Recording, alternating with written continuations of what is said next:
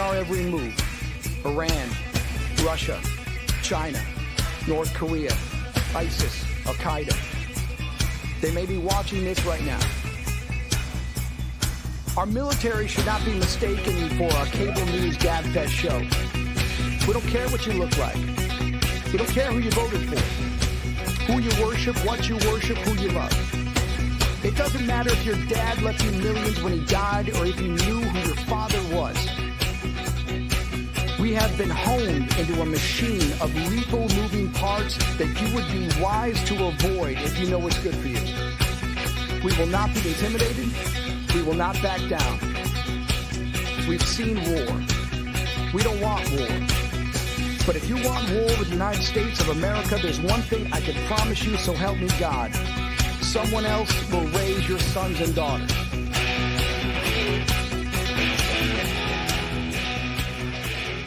I want to make it clear that the views expressed by our hosts are not considered the official stance of MBR Views. Remember, this is all about having fun and enjoying the ride. Find us on the web at mbradio.us.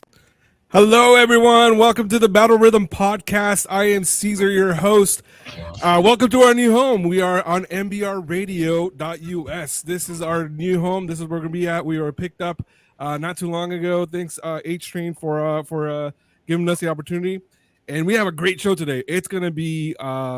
we're going to ruffle some feathers today. This is what we're here for. This is why H chose my show, because we are giving veterans a voice, and we are about to start doing all this today.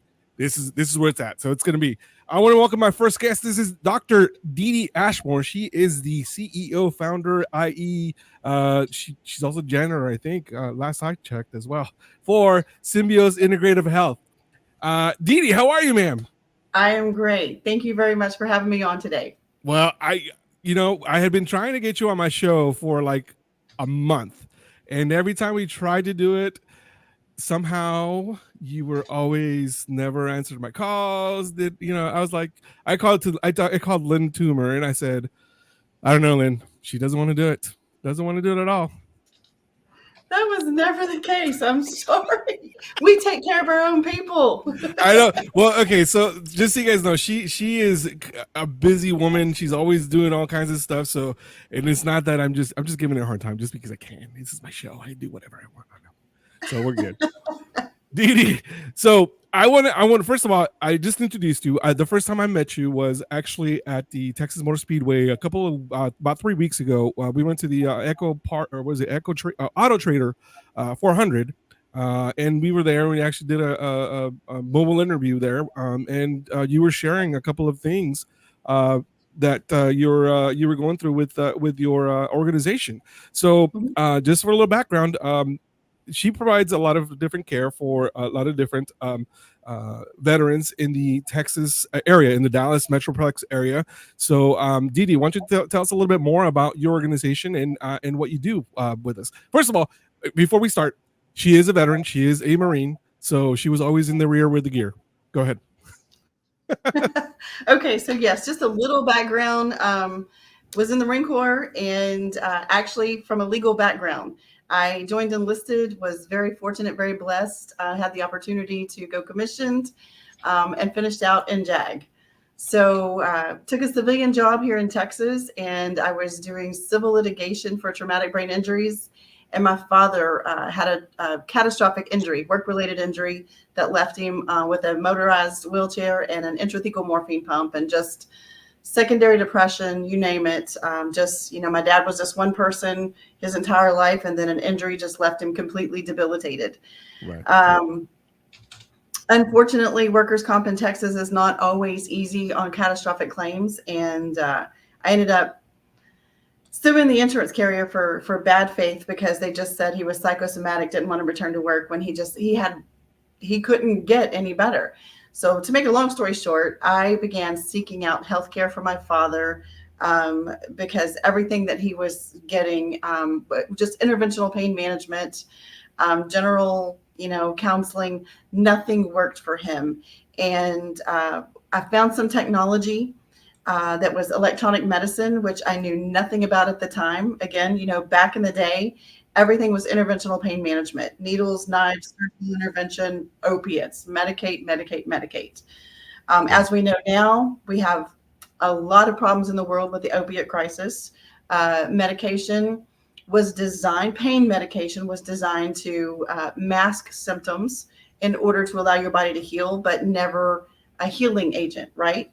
So that's why we have such a crisis with the opiates right now. Right. So long story short, found this technology, didn't believe in it. I was very skeptical for You a were couple skeptical of too. Okay. I was very skeptical. In fact, 2 years, it took me 2 years to send my dad down to treat with this doctor that created this device. And I could have had my dad back 2 years sooner if I'd have just done it earlier. Right. I saw things I couldn't believe. I heard things I couldn't believe. I finally sent him down there. And within 6 weeks, my dad flew back to Dallas, walked off a Southwest airline flight, no cane, no wheelchair. The morphine pump was filled with saline and turned off.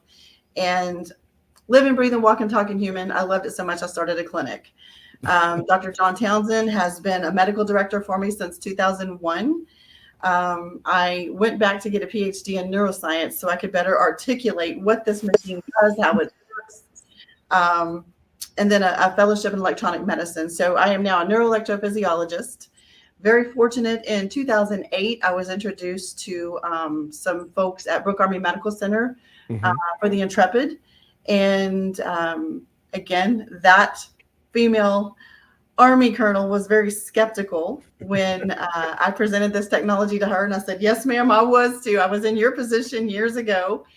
She said, put your money where your mouth is. And we started treating some phantom limb patients, TBI patients, PTSD, phenomenal results. And within 6 weeks, I had a DoD contract and I began implementing this technology in multiple VA facilities across the United States, mostly some of the older antiquated facilities that didn't even have pain clinics or mental health facilities at the time.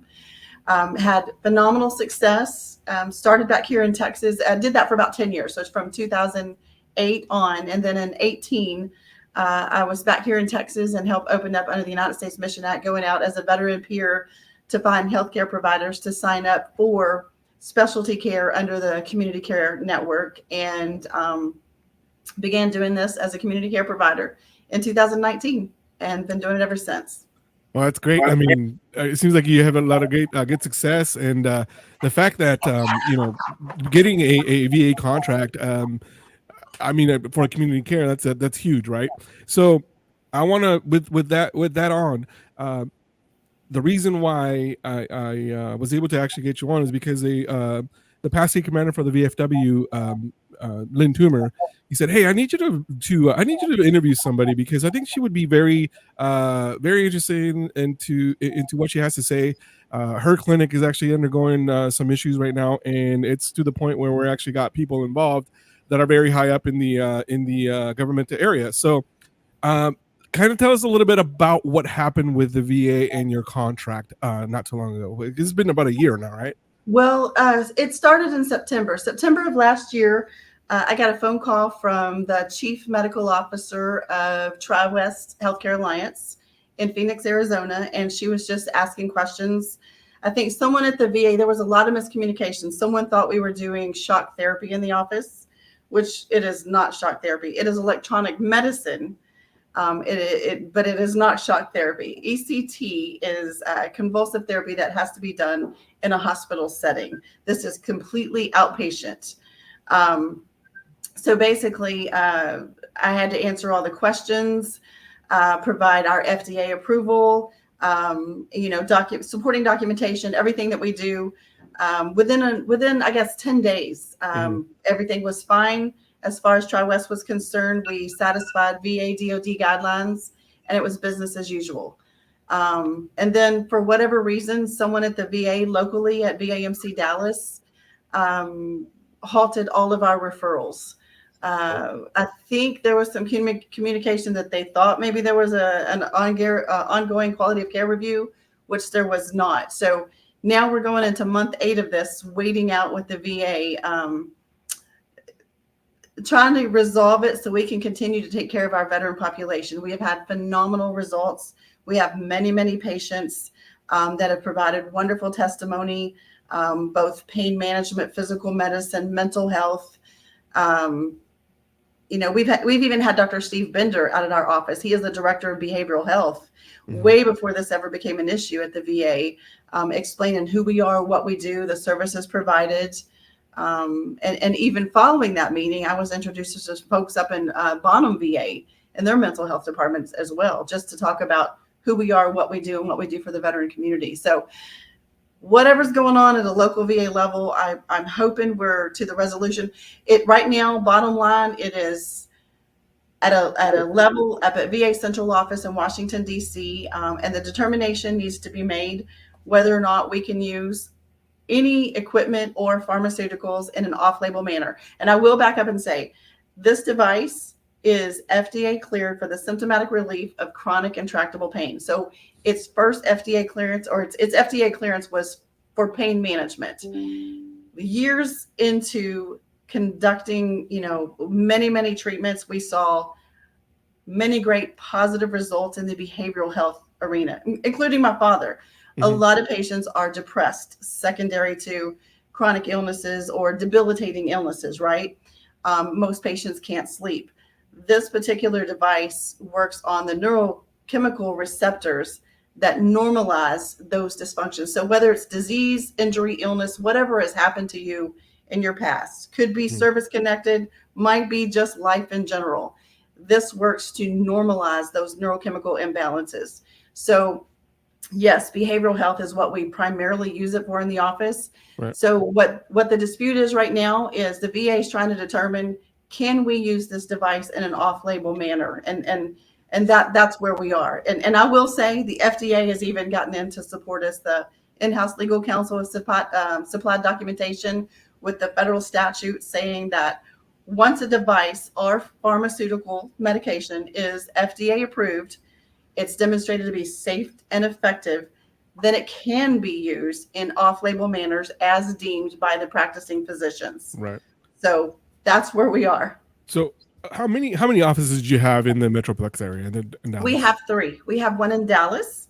We have one. I say it's Fort Worth, but it's actually an Arlington address. It's in close proximity to the Fort Worth VA, and we have one in Sherman to cover our Vaughn VA patients. Okay, and because of all this, I mean, obviously it affected your funding a lot, right? And then did you have to let people, be like, hey, I'm sorry, but I don't have the funding right now. This is what's going on. Did you have to have that conversation with a lot of people? Is that what happened? Okay. Financially, what we've suffered from is, okay, so we have grown tremendously through community care. When we first started in 2019, we had maybe 4 or 6 referrals a month, and then it grew to 10 to 20 to 40 to 50, to where we were getting a lot of referrals every single month. So in order to accommodate under community care, we have 72 hours to get a patient on the books for our schedule to be seen by a provider, whether that's psychiatric evaluation, psychological evaluation, neuropsychological evaluation, counseling, anything, medication management, whatever we're seeing them for, we have to get them in within 30 days, but we have to get them scheduled within 3. So as the volume of referrals grew, I was ramping up with healthcare providers. We have so many problems at a VA level, and not to disparage the VA in any way. Right. It is just overburdened, right?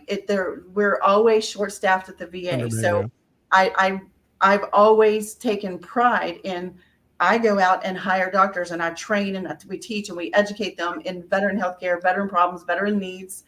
And we had a wonderful staff, wonderful team, but I was always ramping up. If I need a new psychiatrist, I'd bring a new psychiatrist on board to accommodate the patient traffic. Right. Caesar, we have some comments from the TikTok for Dee Dee saying, from Big Grizz, this is very interesting. How popular is this growing with vets?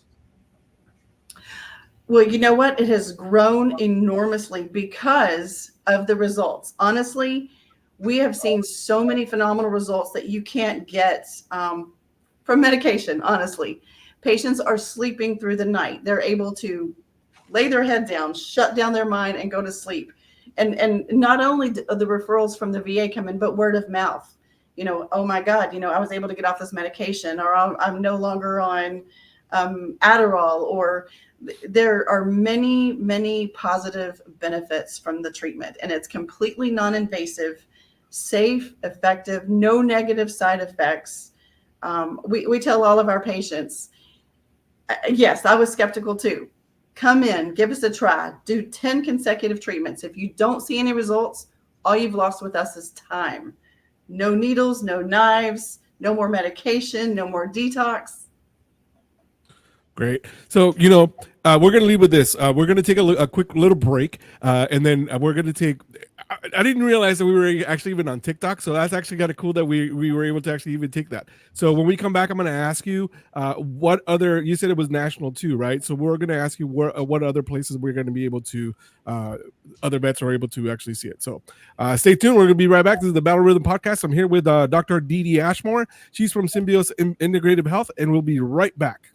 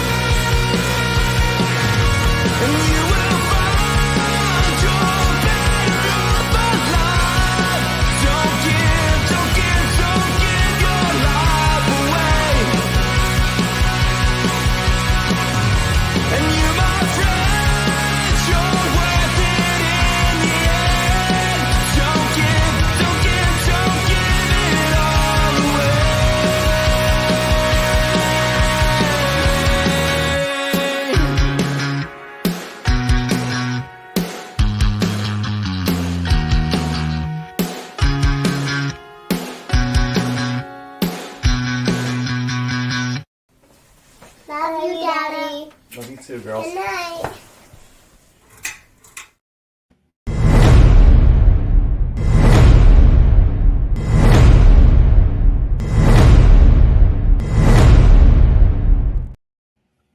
Hey everyone, this is Caesar Bell. We're back live on the air here. This is a Battle Rhythm podcast. Dee Dee, I know we were just talking before the break. We were talking about the how good this therapy is that you actually give. Like you said, it's 10 consecutive things that you have to go through every day, right? So for 10 consecutive days, you have to go in and receive this treatment.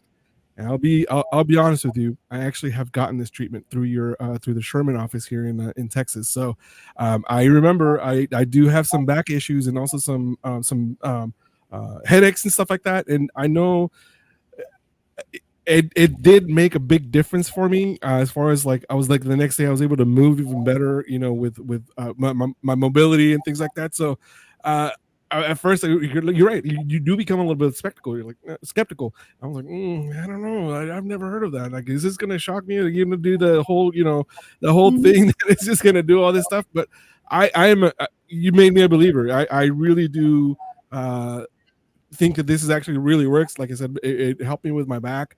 Not 100%, like, but it gives you more mobility to do, you know, certain things that you weren't able to do, like, you know, get a little bit more of a range of motion and things like that. So it's a good thing. So I'm hoping that we can do that. So I will say, and to address you in particular, if you came in for pain management, structural integrity, if you have any issues structurally compromised, bone on bone or things like that, it's never going to change anything structural in your body. It works on the central nervous system. So when we say these treatments are systemic, it is within the central nervous system. Everything we do is medically supervised because it makes physiological changes within the hypothalamus. So when we talk about vasodilation, oxygen enrichment, you know, I don't know how scientific you want to get into exactly what it does or just the benefits of it. So, well, you lost me at neuroscience. I was gone. But I wanted to ask you before the break. I wanted to ask you. So you said your program is national, right? So how many areas are you in right now? I know you're in the Dallas area, but where else are you at? And we got right now. So I didn't mean to interrupt, but we have somebody on TikTok saying, "So what are the steps vets need to take to sign up?" I'd like to. Okay, so right now, my 3 locations are in the Dallas-Fort Worth area. Mm-hmm. There are providers across the United States. Community care is available to any veteran anywhere. Now, I'm not sure. I use the VECTER technology. Okay, so and there are other microcurrent developments out there. I know Dr. Todd Dombrowski was the former, I think, medical director of TRICARE. He is a retired Army veteran, and he's now one of our providers at Symbios. And he has used in the past Avasia, which is another microcurrent technology. So there is help like this out there everywhere. And as you'll notice more and more, burgeoning technology is biological medicine, biomedicine. We're using electronics more and more. It's emerging. Honestly, it's been around for years and years and years. We used electronic medicine, not we, but I'm not that old, but World War II, it's always been there. It was a little more archaic with electricity in the water at a small microcurrent level. The technology is far more advanced. So if you're local, you can go to your VA and you can request to be seen in the community, what they call for community care. Pain management, mental health is what we specialize in. As far as other facilities across the United States, I apologize. There are so many community care providers using different types of technology, but electronic medicine is burgeoning technology everywhere. But if you are in the Dallas Metroplex area, this is where she is more specialized in. She currently works at a different, also, as a neuroscientist, doing different things. So she's a very busy woman. But you could definitely go through the VA, like you said, your primary care physician, and you can request it through there. And she usually has she mentioned earlier. They have about 72 hours for them to book you. So that'll be a good thing to do. So. Dee Dee, how what is the percentages that you've seen so far that actually have been very good for other people, and what kind of symptoms can we see that are able to help? Our success rate is over 80%. So to back up a little bit, when I first part of what I skipped over, I was working at a civilian law firm right out of the Marine Corps, and it took me 2 years to take the leap of faith and send my dad down to get this treatment. Right. And when I did, all of these other providers started coming to me as like, hey, what are you doing? How'd you get that approved for your father? We've been trying to do this for years. I opened up a company called Devil Dog Legal Support, and I began representing providers against insurance companies to get this stuff approved. So at one point in time, I had at least 25 to 30 nationally recognized experts in the field of chronic pain management and mental health that we represented implementing this technology. So going back years of everything we've done, it has grown immensely. And I'm sorry, I forgot the original question. I'm going back too far. I'm telling you, I can't go back to the science of what we do. But what was the original question? I'm sorry. The original question is like we're gonna go into the symptoms. Like it obviously. My bad. Okay. There's certain symptoms and or different disease. I don't want to say diseases because they're not really diseases, right? Or well, what we say etiology. When you come to different symptoms, different etiology, what we have found significant improvement in mental health and physical medicine. Mental health. Okay, so you might have physical ailments, what we call pain. Okay, right, that create secondary depression, or you might have a TBI, you might have PTSD, you might have anxiety, depression, explosive personality disorder. All of these manifestations, right, that are chemical imbalances is what they like to say in the brain. So many doctors just prescribe pills. You have antipsychotics, you have antidepressants, SSRIs, all these medications, right? Mm-hmm. They all work on the brain. You might have too much norepinephrine. You might have too little serotonin. So that's your imbalance. This machine taps into the central nervous system to re-release the neurochemical transmitters that you need to create that balance. So the norepinephrine is lowered, the serotonin is increased. You have a balance. You can turn your brain off at night. The norepinephrine is your fight or flight. You just can't shut down your brain. When you go to bed at night, you're wide awake, you're alert, right? Right. So that's what this machine does. And it also works vasodilation. No disease can live in an oxygen-enriched environment. So it opens up the capillaries and increases oxygen enrichment at a cellular level. Mm-hmm. So basically it's creating chemical balance, mental health and physical medicine. We have seen phenomenal response in both fields. So that's why we have so many doctors jumping on board to work with us, because what we're seeing, medication is just not working. Medication is a Band-Aid. If we can make physiological changes and your body is producing the neurochemical transmitters, which again is why we bring you in for 10 consecutive days. Basically, it's neuro re-education. We're teaching that brain to re-release that on a daily basis instead of just taking a pill. So I'm gonna lead to this. I want to bring Lynn Toomer, who is the past VFW state commander for the Department of Texas, and I know he's a big patient of yours. So Lynn, how are you, sir? Outstanding. How y'all doing today? We're living the dream one nightmare at a time, sir. So, Commander, I wanted to ask you. I know you introduced me to Dee Dee back a couple of weeks ago regarding this. I didn't get into it at all because that was my deal. But you said I need you to do this for me because there's some stuff going on, and I want to ask you why was this topic important for you to actually bring light? Because there's a lot of issues going on with the VA. The VA was being very unjust with the way they handled her situation, but why did it impact you personally, sir? The biggest reason is because I saw the value in it. I saw what it did for me. I was told by a friend of mine, Jim Blythe, about Dee Dee, and I went in to see her, and she told me straight up front, she's very honest. She said, hey, it may or may not help you. It affects people in different ways. So I said, okay, let's try it.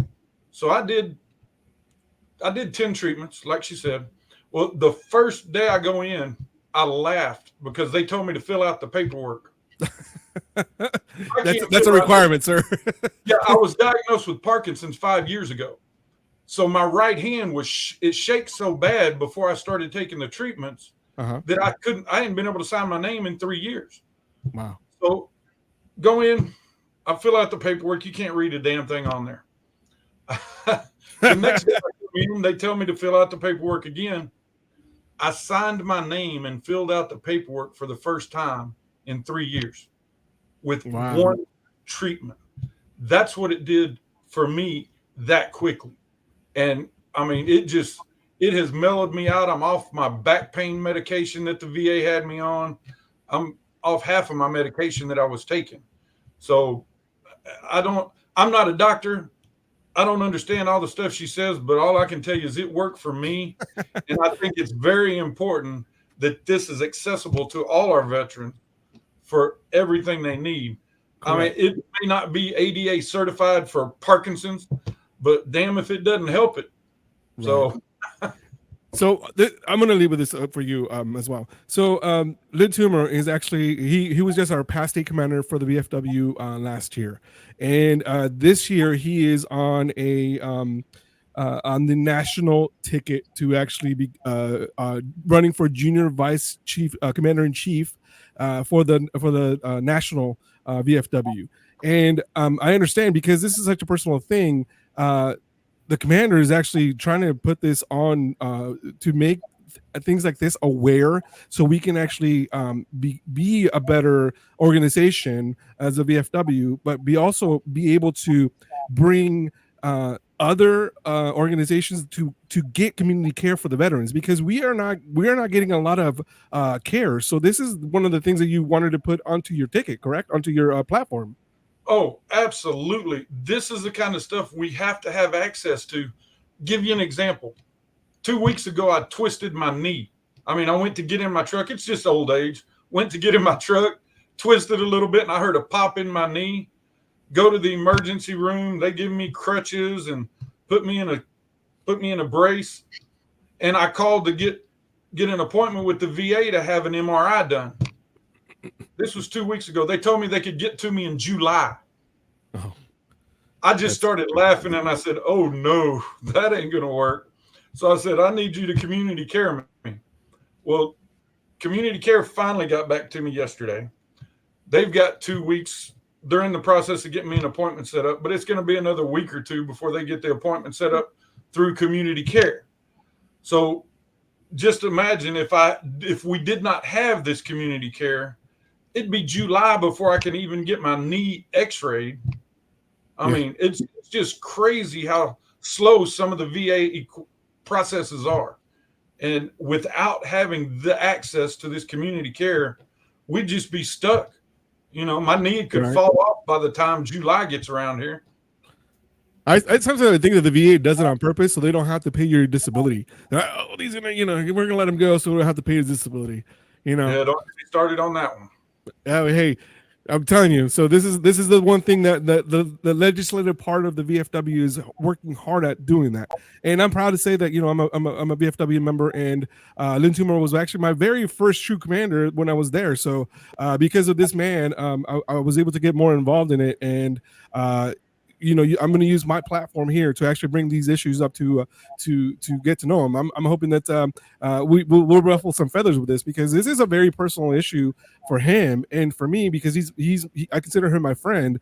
It's one of those things that you want to see him do better, and I've been witness to him when we were at the Texas Motor Speedway. His hand was shaking, quite visibly, because he hadn't had his the treatment because of all the stuff that Dr. Ashmore was going through at that time with the VA. So I'm glad to hear that this thing seems to be resolved in a way, but also feel like there is much more fight in this issue, not only for Dr. Ashmore, but for the veterans ourselves, because if we don't advocate for ourselves, nobody's going to advocate for you.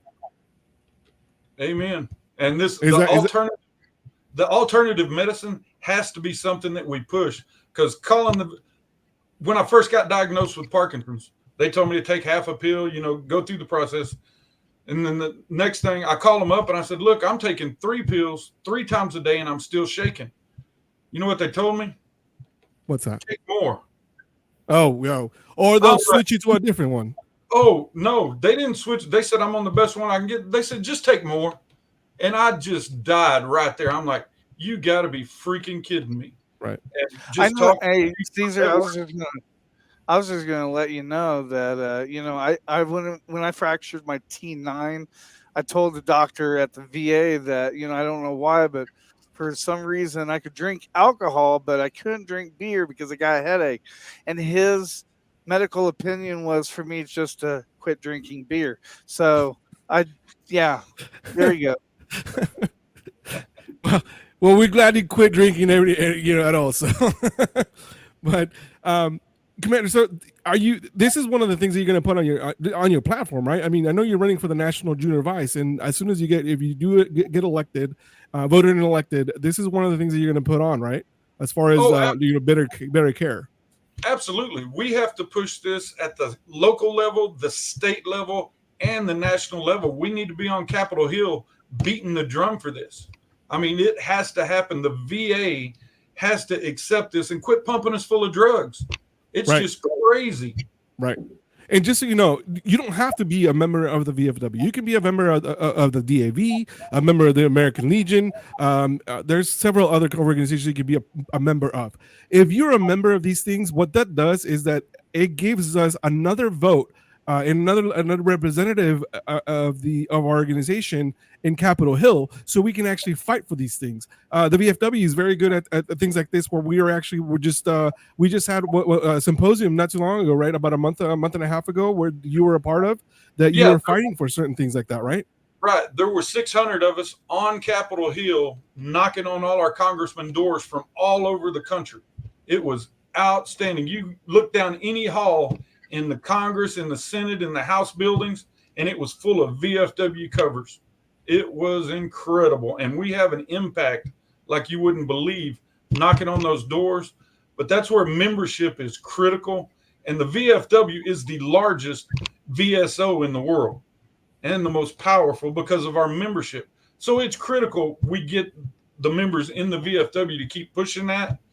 Right. Yes, all the other organizations are out there, absolutely, and they're great organizations, but they don't have the volume. They don't have the membership numbers that the VFW has, which gives us more clout on Capitol Hill. So what was one of the things that was able to get resolved during the symposium? Were you guys able to ruffle some feathers around somehow these congressmen? Oh, we ruffled a lot of feathers. Just about every talking point we had, we sat down. Texas is huge. We've got a lot of congressmen.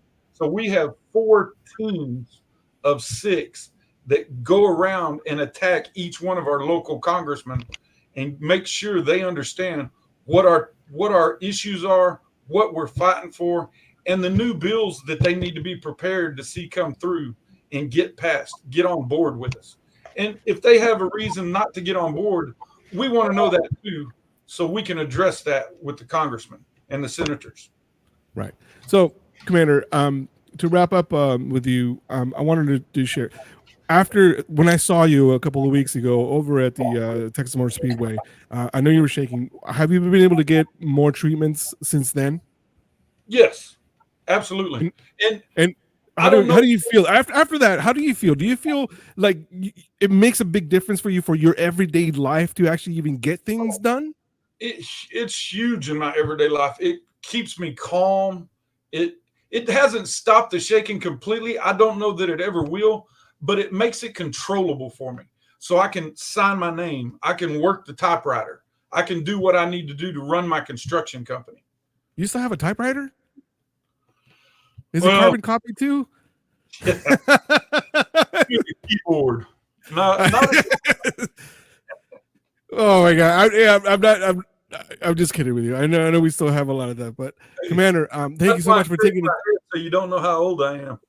Well, okay. So the last time I saw you, okay, so I saw you 3 times. The first time I actually interviewed you when you were in DC. And I had, every time I met you, you had a nice, goatee, big, looked like you and Eddie Terry, one of our other friends, are like, you put them next together, they're like the same person. And he came on and he had no beard. I was like, is that Lynn Toomer? I don't see him anywhere. Is that what's going on here? It's like, with a totally brand new look. I was like, so Dee Dee, I don't know what you're doing, but I think that therapy that you're doing with him, it completely messed up his face too, because now he doesn't have any hair. So we're good. But Commander, thank you so much for taking the time to actually speak with us. This is a great testimony for the type of a therapy that Dr. Ashmore's program just brings. So I'm hoping that this brings a lot of awareness for that. And then you mentioned you had one of your other friends that actually introduced you to Dr. Dee Dee Ashmore, right? Jim Blythe, is that correct? Yes, sir. Well, as a matter of fact, I got him. I got him on, so we're gonna bring him on after our break. We're gonna take a quick break, and then we'll be back in a few minutes.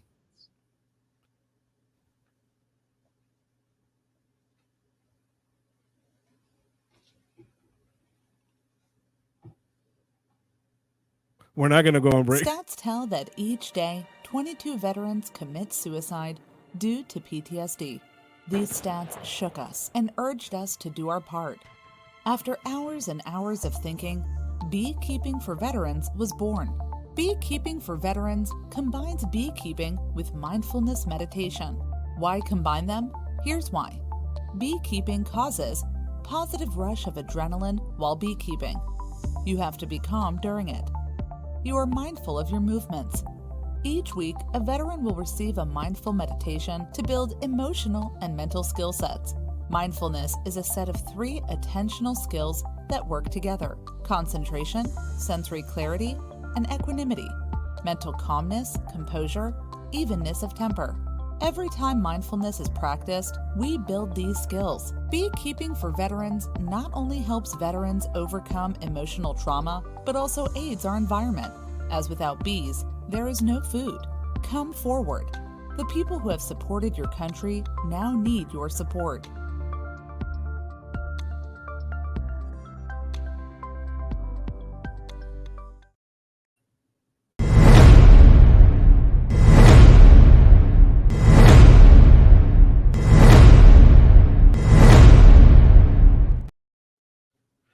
Hey everyone, welcome back to the Battle Rhythm Podcast. I have lost the commander. He has gone MIA, so I don't know where he went. There he is. He had to go get lunch. He was like, oh, we have a long break. We're gonna go get lunch. So No, my mom's at the doctor's office, so I had to handle something real quick.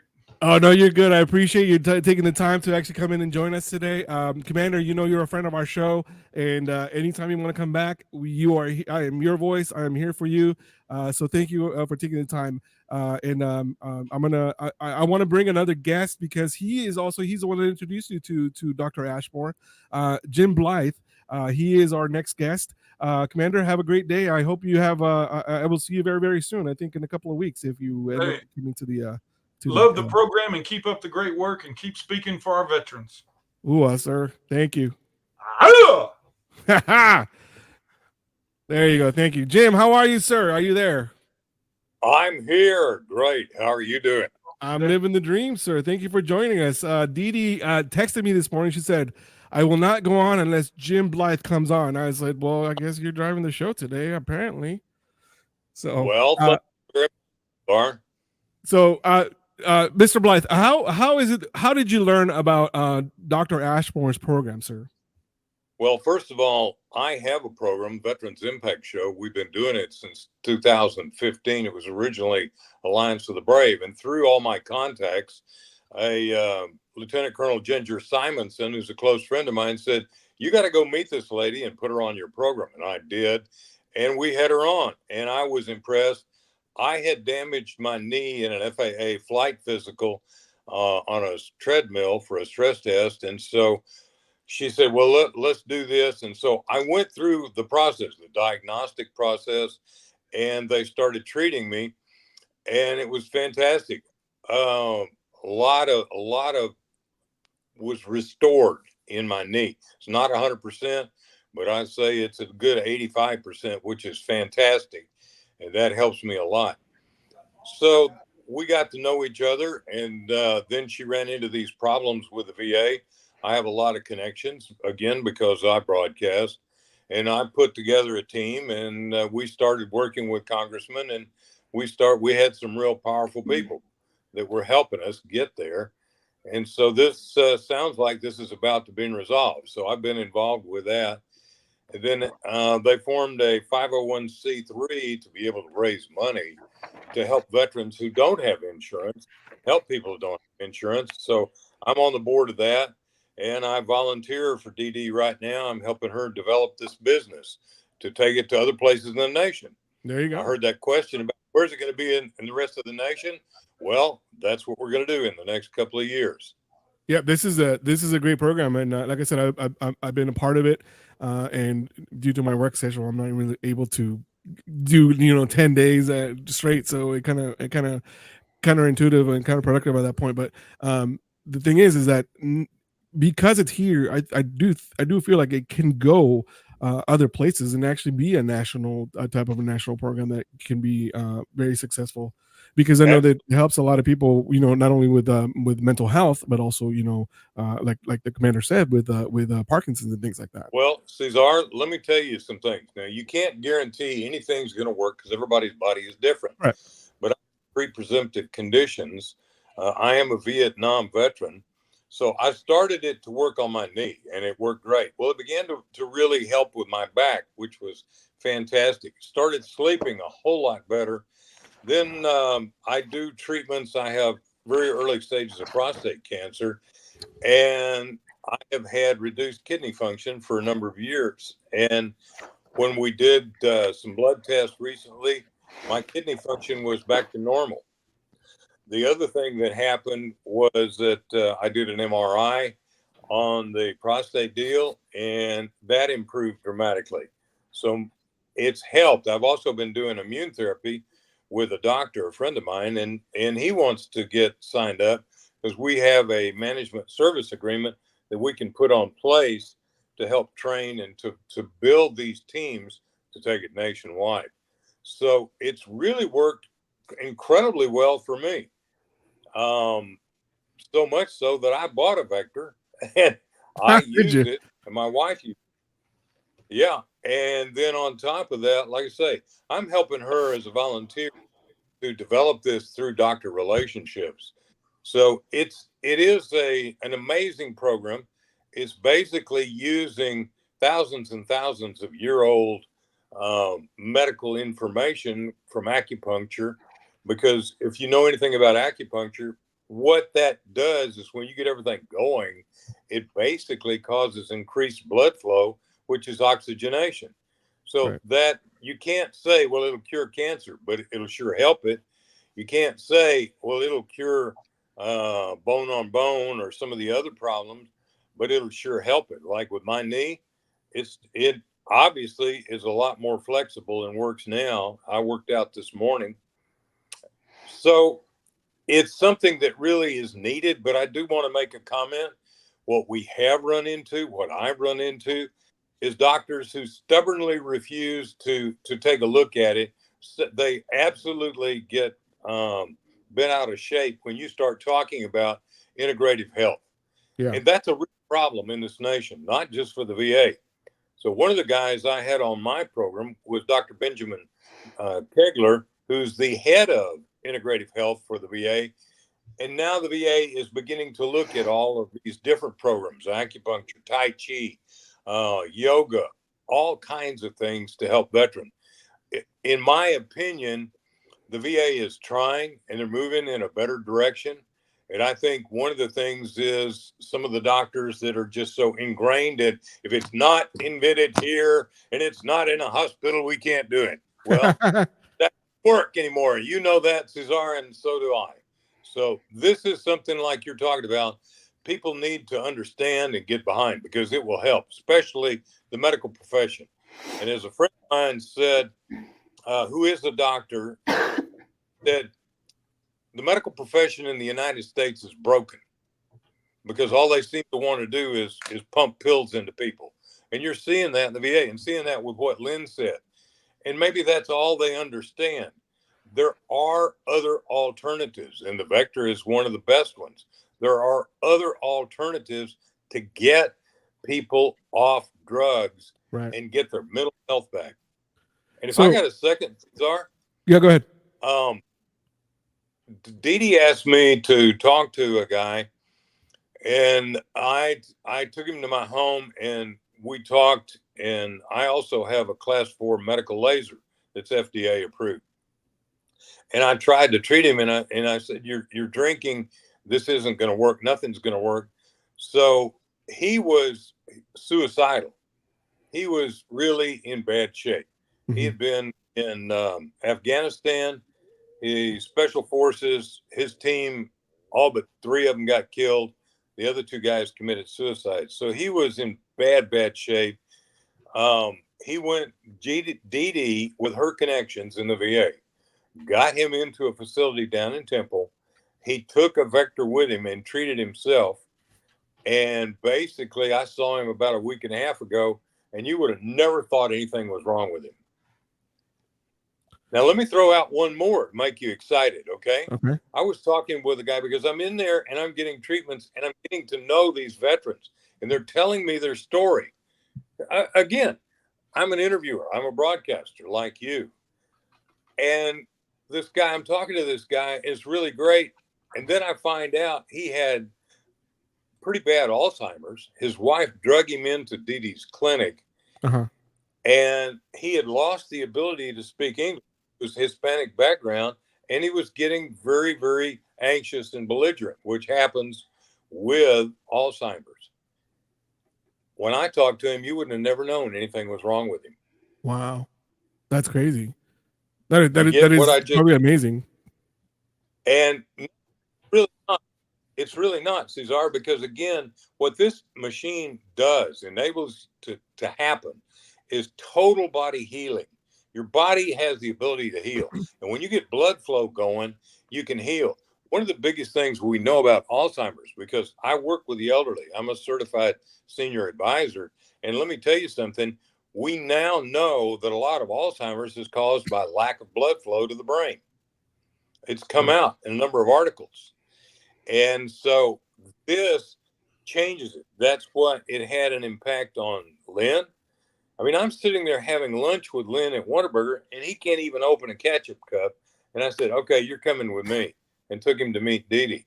So anything like this that can get your state of mind into a good place, you can do the other things. You can do the Tai Chi. You can do the exercise. You can do the yoga. You can get back your body strength. You can get back your mind. You can begin to do things that you didn't think you'd ever be able to do again.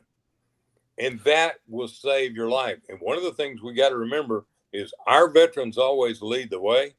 If we can get this nation behind integrative type health, we can change the outlook of suicide across the nation, not just for the military. Exactly. And like I mentioned before, it's if we are not our own advocate to the VA, they'll just keep pushing uphills daily and things like that. So we got to find different ways of adjusting, different ways of looking at things. So Jim, this is an amazing story. Thank you so much for coming on the show at late notice. I want to thank Dee Dee and Lynn Toomer as well, because without these guys, we wouldn't be able to actually have this type of program, right? So that program that Dr. Ashmore has put together has been amazing. So thank you so much for actually coming and being a part of my premiere show. You guys have made it a success. I've got a lot of different comments. I wasn't even aware that we were on TikTok, so be careful for those viral videos that we're gonna have. So we're gonna be viral here in a while. So Jim, thank you so much for joining me. You were a friend of our show, so hopefully we will be able to collaborate one of these days, and I'll make sure that Dee Dee gives me her your information so we can actually be a part of one another's show at a later time.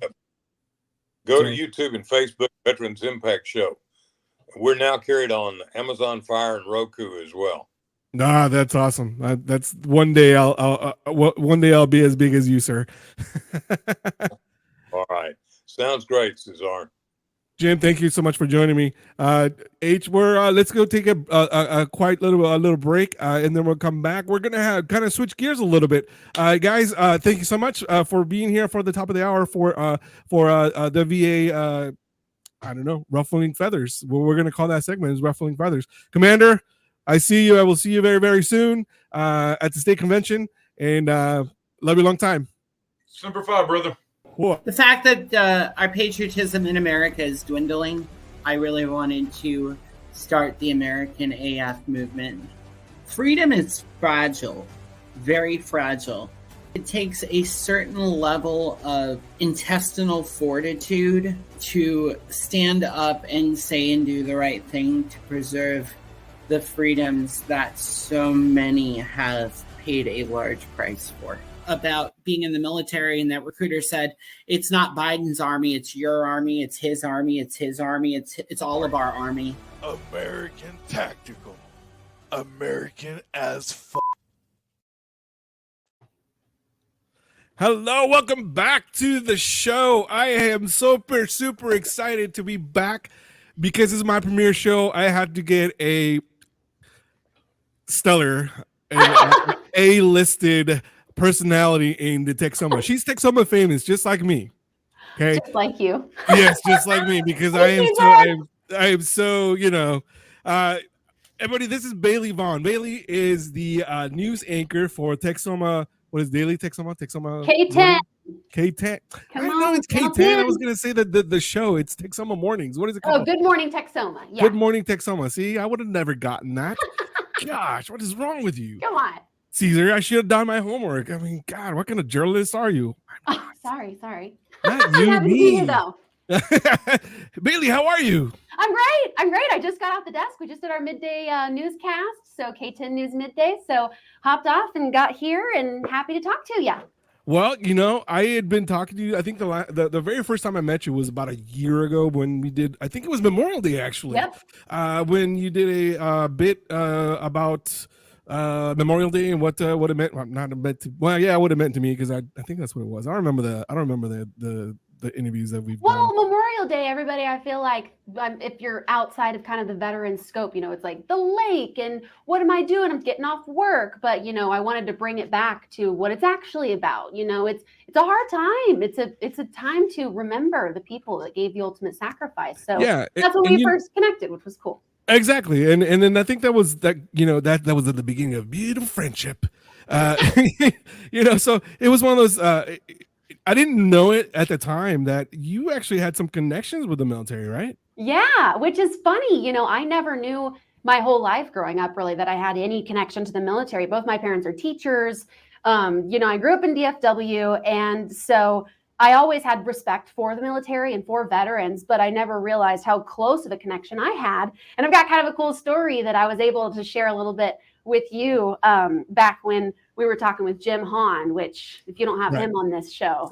So let me stop you right there. I know we just had a ceremony for him, and actually one of my guests this morning was Commander Lynn Toomer, and he actually came because I asked him to. I said, we are doing a thing for Mr. Hahn where he is actually receiving the an award from the Republic of Korea, a prince, ambassador of peace.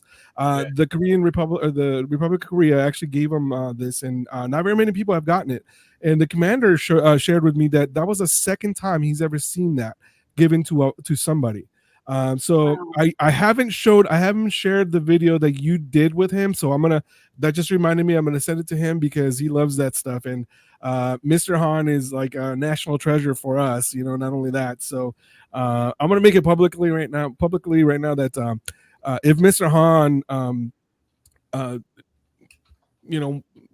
don't want to say the word, but when Mr. Hahn is no longer with us, I am going to try to get our post to actually change the name to the post Memorial Jim Hahn post, or something like that. Jim Hahn BFW or something. Yeah, I mean, come on now. Yeah. I'm going to the Hahn BFW.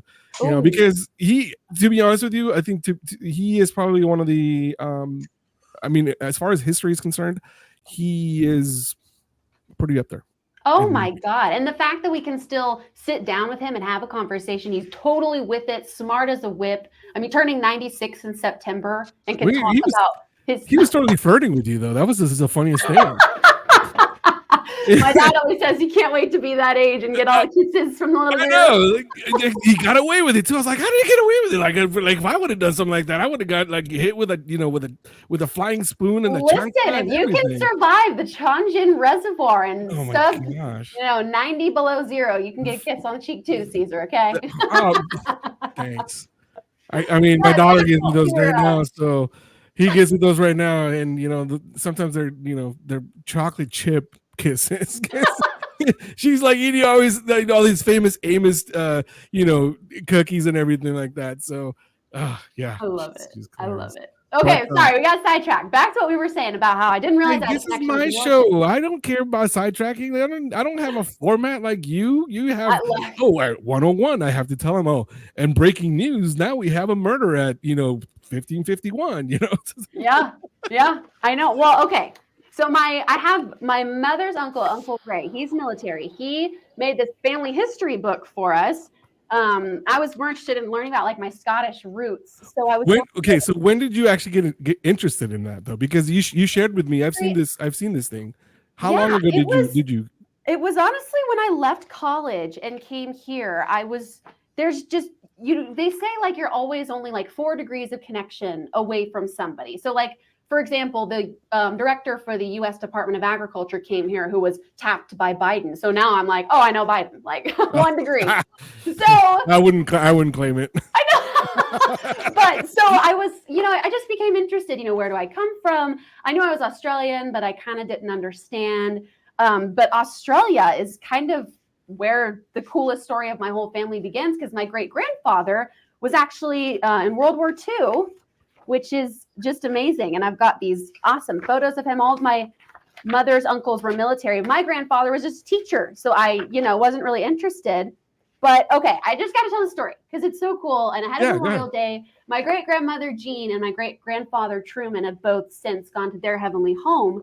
But back during World War II, this was October 1943, Truman, my grandpa, was in the U.S. Navy assigned to a landing ship. Okay. So the ship had been towed to the shipyard at Cockatoo Island, Sydney Harbor, for repairs, which is where the whole thing begins. So they were there. He ended up just walking down the street. There's this store, and he sees this girl. And as my grandma explained it, she was on her way to a movie when she ran into a friend, and the friend was nudging her and saying, hey, go talk to that guy. Go talk to that sailor. He's so cute. He was Navy.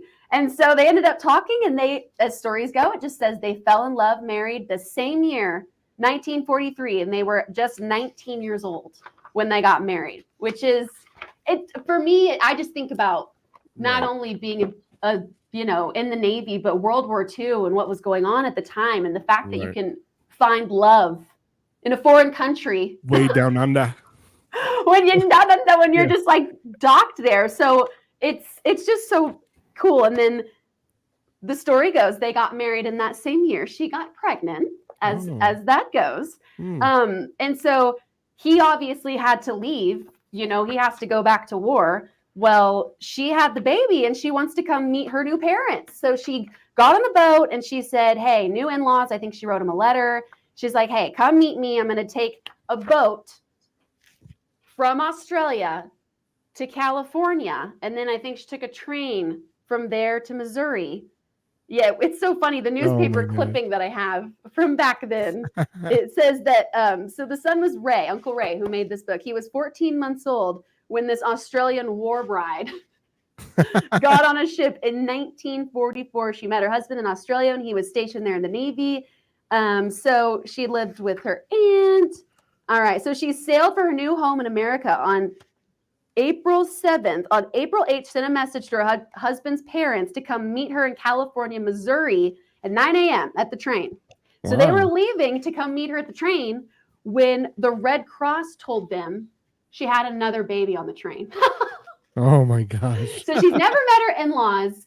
She's probably only seen her husband for a couple months at a time. And then all of a sudden she has the baby on the train. The headline says, Stork overtakes Australian wife of Truman Ali at Kansas City. And it's just so cool. And then the baby arrived and they were great. And the baby survived. But it's just so cool to me that as it was pulling into the station, she's going into labor.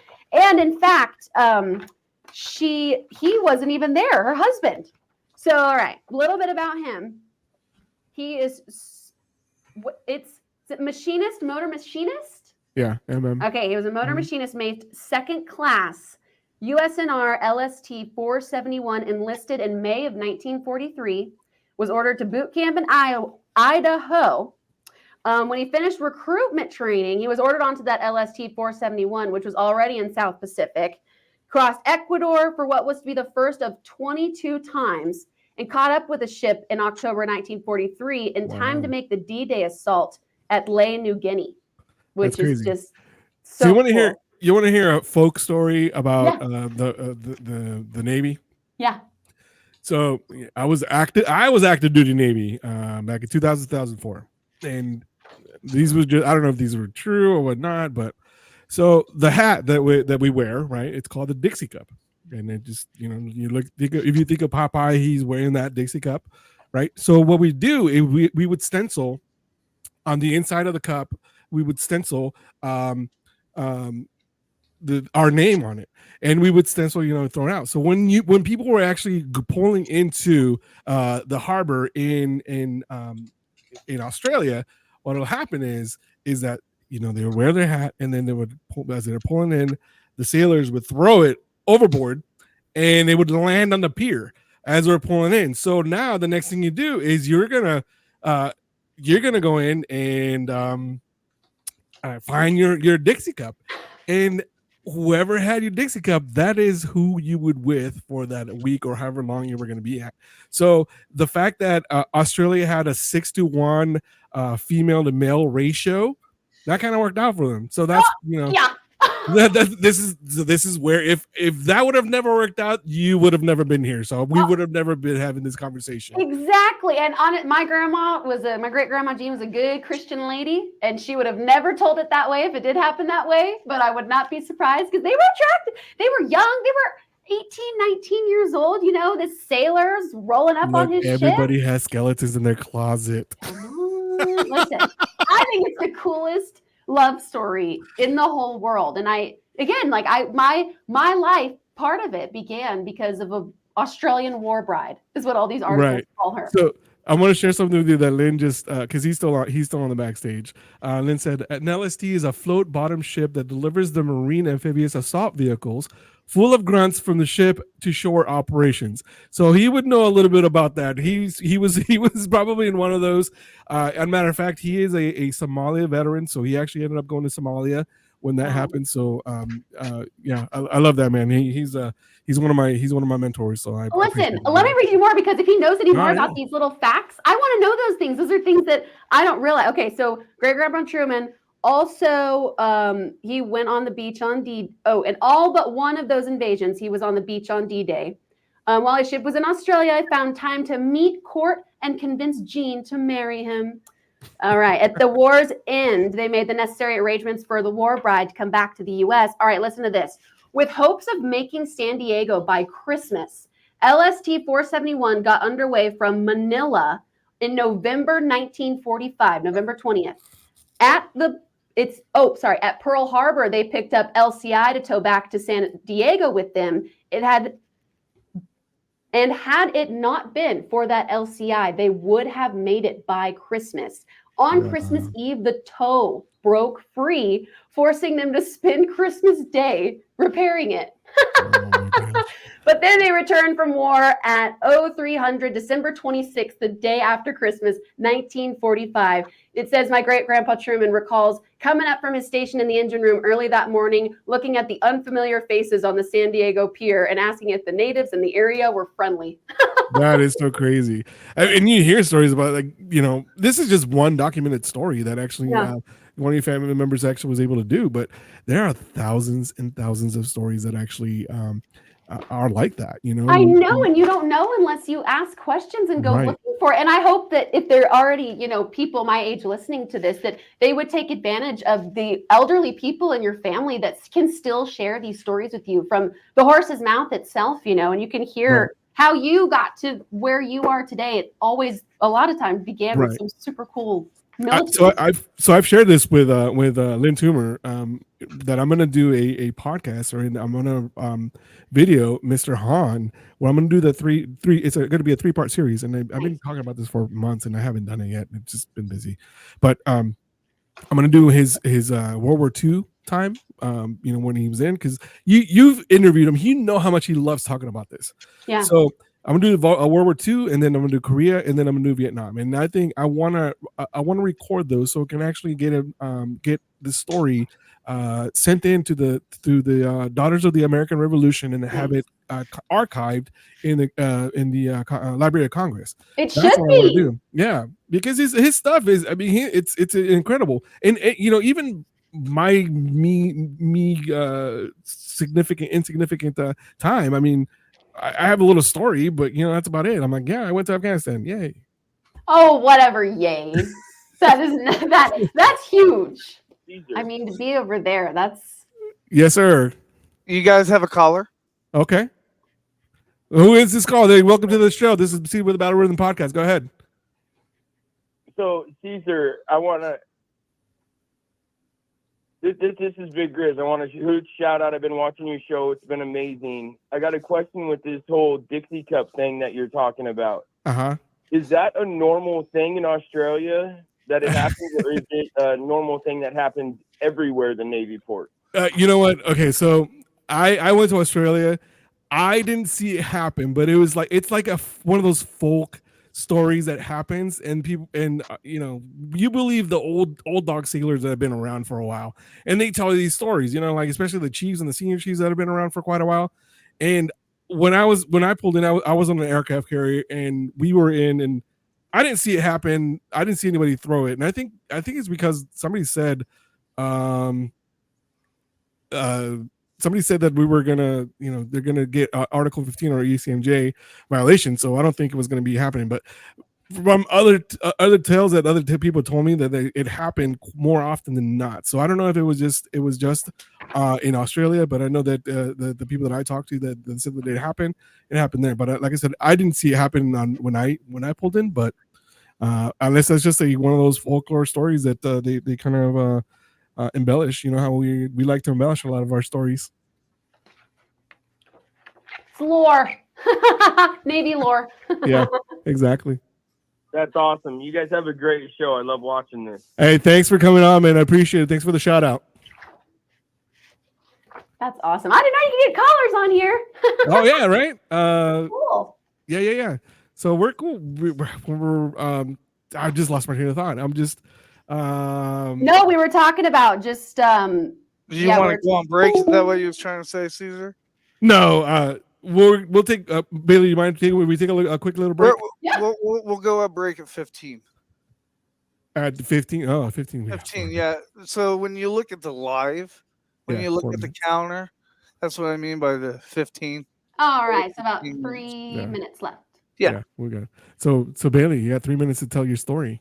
Okay. Well, I mean, my story pretty much ends there. It's just the fact that I had no idea that I had such a close connection with military. And then once I found out, I always had a respect for military and veterans, but now I don't know. I feel like it's my family. I have somebody that. But it gives it a different feel for you now, right? Because you didn't.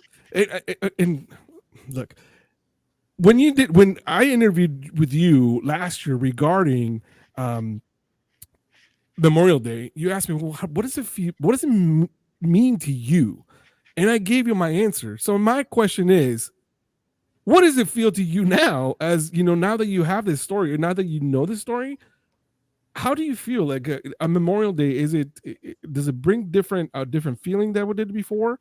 I would say I feel convicted now on Memorial Day. Now I feel that it's almost a guilt that I went all these years not realizing that there's a whole day set aside for us to really take time to appreciate the people that answer the call and give that ultimate sacrifice, and the people that are still here walking amongst us every day that carry, that grief with them. So I just feel convicted. I feel like I've really gained a newfound respect. It's opened my eyes in a way that it weren't ever opened before. It's just like a tornado, like, oh, it'll never happen to you and stuff like that. I don't have any close people besides friends like you that are veterans. I know, so thank you for your service, but take me for my service. Take me for my service. So I feel grateful. I feel grateful.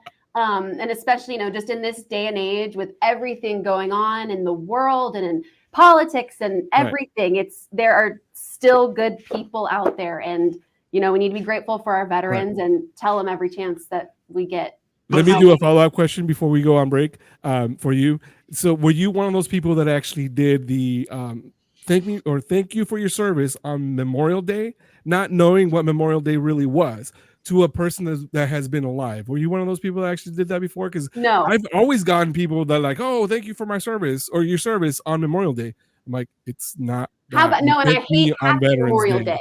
There's Say you again? never say Happy Memorial Day. It's not a happy day. It's not. Right. It's not. It's not. And just so you know, I'm like the guy that played in Tropic Thunder. He's like the guy that's like saying the military history. Bailey comes to me when she's going to do some of her shows and some stuff like that. So I'm actually one of those people that actually tells her what to do, like not know what to do, but she makes sure that it's accurate. So anyway, we're gonna take a quick little break. We're gonna come back with Bailey. I'm gonna grill her because she grills me every time I see her. Whatever. So we are gonna do some like rapid fire questions for you. Okay. So stand by. We'll be back. Stay by with the Battle Rhythm podcast.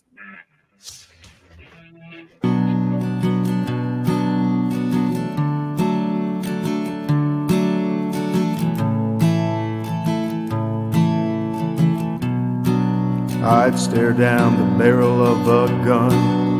I'd walk through the lion's den. I'll fight to save my family, even if it means my end. This world is hard enough without the ones you love. If it ain't me, who's gonna hold a gun? I'm playing the dead man's game, like sheep led to slaughter. The devil's here to take your soul, but blood is thicker than water. Standing at the gates of hell, I'll have to play their game. The price is high, but I've refused to forget her name. No borders, no walls, only God can part the sea. It'll take more than the devil to burn down this tree. No borders, no walls, through the deserts I will seek the righteous path and bring them to their knees. There's no line a man won't cross for his family.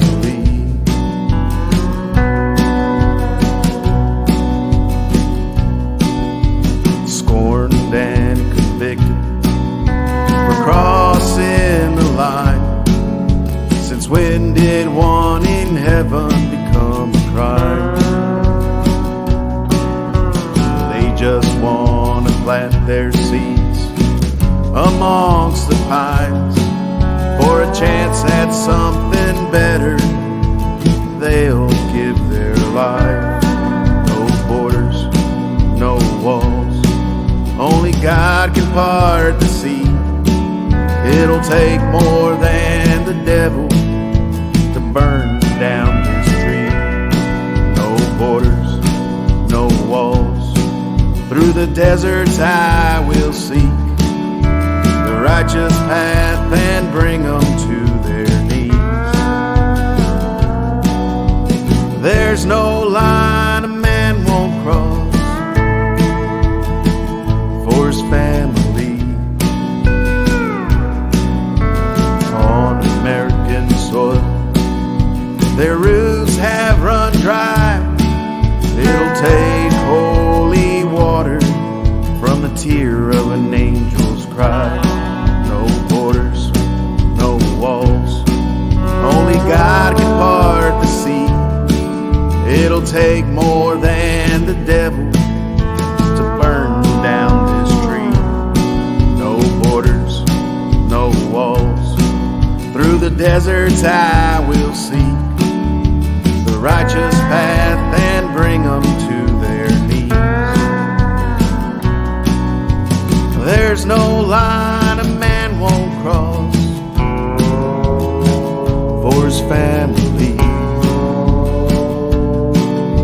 Standing at the gates of hell, I'll have to play their game. The price is high, but I refuse to forget her name.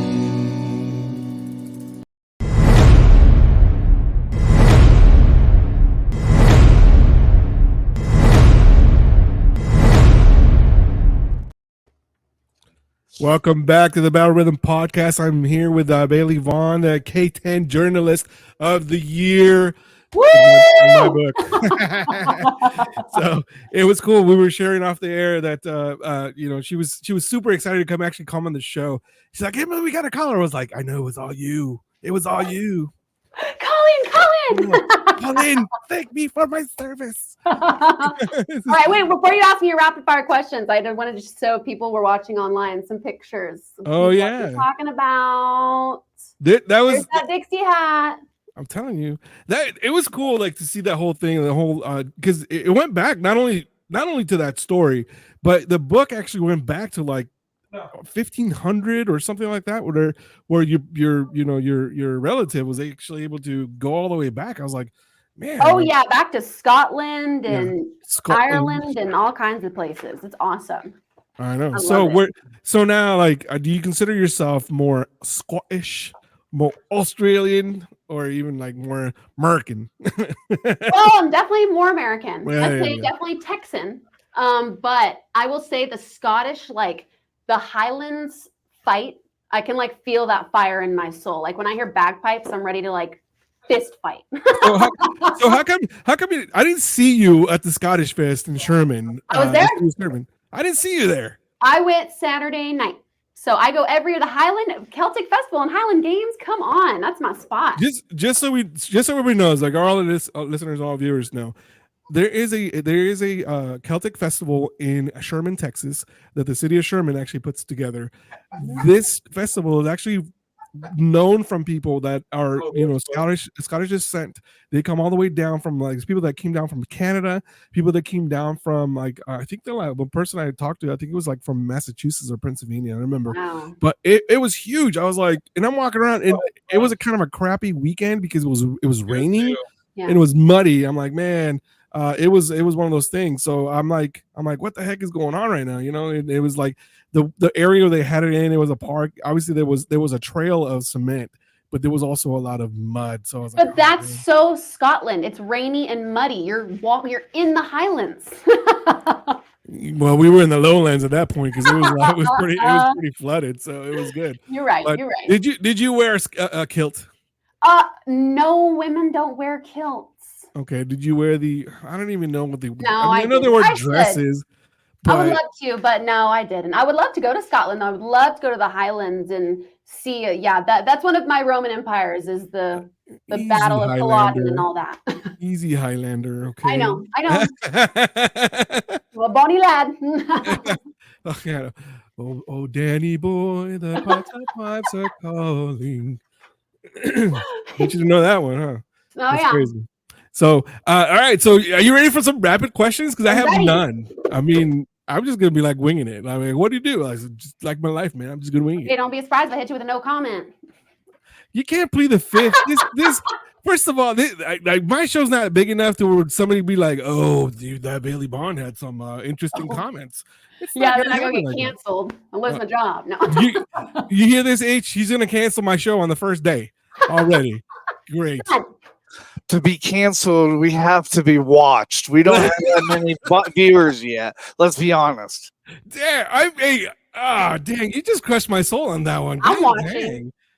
Oh, Bailey's she's sharing this on Facebook. Hey, you're doing better than me. We were on before you, so don't worry about it. And I was the only caller.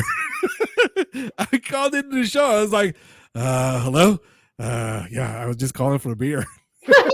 Sometimes that's not a bad thing. We get a lot of prank phone calls in the last 2 weeks, so it's not a bad thing when other hosts that support MBR, call in and stuff. So now Bailey will be on the daily. She's gonna be calling in, just supporting, because this is what Bailey does. Like, even though she doesn't realize how much of an impact she has in this area, she has impact like on social media. And because of her, I got one more viewer, so it was cool. Yeah, I'm not sure if I can bring you more than just one, Caesar. I gotta go share it right now and be like, "Hey, we're live." Yeah, She's definitely prettier than both of us, so I think you got one there. Oh, whatever. I'm trying to get the ratings. This is why I brought her in because I wanted to bring her in so my show would be like skyrocket because I was like, dude, she's pretty, she's young, and she's a journalist, and she actually has a very well respected, very well known person in the area. So I was like, yeah, I'm gonna have her on. She's like, no, I don't know what I'm gonna say. I was like, I don't care what you're gonna say. Don't worry about it. This is just gonna be one of those things that we're just gonna go with it. Well, I'm having fun so far. I'm loving it.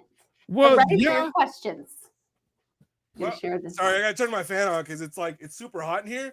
And I was like, oh, my AC went off, so I gotta. Oh, are we getting a caller? We are getting a caller. Yay! You're on the Battle Rhythm podcast on MBR. Who's our caller? Yeah, I need a beer. Yes, I will buy you a beer. I got plenty of tickets to go to the BFW to do that. Hey, loving the show. Y'all keep up the great work. Thanks, Commander. Appreciate it. It's fun. It's the fact that because of this man, he came to the he presented and he read the bio for Mr. Hahn, Bailey. So you when he was Oh, we're getting some feedback. You hear that? Oh, there yeah. we go. Cool. I'm back. Another friend of Jim Hahn. Jim Hahn's got friends everywhere. Good Lord. Oh yeah, my Tootsie Roll Marine. Oh, thank you for your service.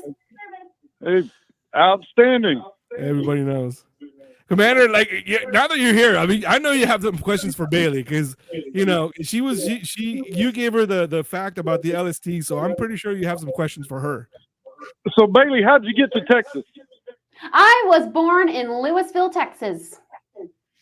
Oh, so you're local. I'm local. Yep, born and raised Texan.